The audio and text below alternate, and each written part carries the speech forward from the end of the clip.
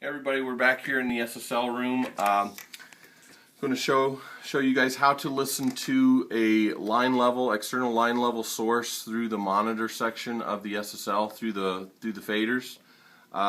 For this exercise, we're still going to use the CD outputs, but this also works for the outputs of Pro Tools, the outputs of a reverb return or reverb unit, anything that's line level. First thing that I'm going to want to do is I need to find where the outputs of my source is located, and our source is the CD player. So I'm going to go over to the patch bay. I've got a couple patch cables here, and our CD player, if you remember, is external B.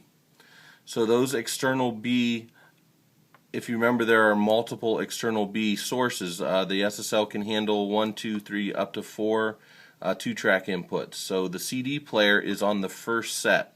So I'm going to patch into the outputs of the CD player. And now I'm going to pick a monitor input of any two channels that I want to use. So let's pick monitor inputs, which are right here. Monitor inputs 23 and 24 for right now, and we'll move over to the console.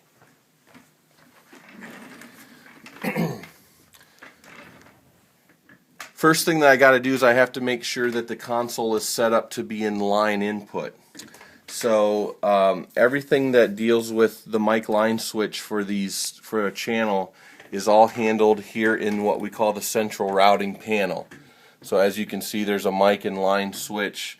That is what's going to control the input of each individual channel. But before I can work with the central routing panel, I have to activate it. So to activate it, I am going to push the plus and the minus button to turn it on. And then I have to choose a channel by pushing the select button at the bottom of each channel. So once I select channel 23, you'll notice that it says 23. So I want to select both channels 23 and 24, so I have to hit the button that's marked 2. And as you can see, it'll select the channel that's right next to it. So right now, channels 23 and 24 are selected, and as you can see, it is in line input. So the signal is going through the channel. So once the signal is in the line or monitor input, the next thing that the signal is going to see is faders. So we've got our monitor faders. I'm going to put them both up to unity gain. The next part of signal flow that we need to know about is the monitor pan. So I'm going to turn my pans to left and right since it's stereo material. Monitor pan next that comes along is stereo bus. I have to route these two channels, 23 and 24, to the stereo bus. So I have to go back to the central routing panel. Notice channels 23 and 24 are still highlighted. I want to route those channels to the Mix A bus, which is the main stereo bus of the SSL.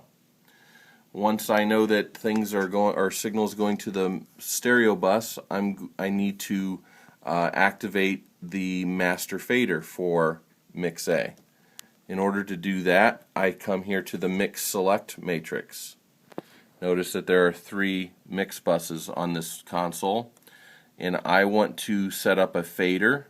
So since it's on the Mix A column, I'm going to push and hold the Mix A column, and then also hold the button that's in the fader row.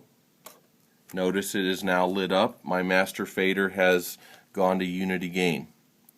Once I'm there, I need to tell the speakers what it is that they're going to play back, and in this case I want it to play back the Mix A bus.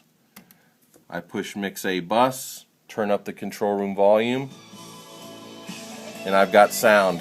I'll adjust the control room volume until it's at the level that I need it to be, and that's all there is to it.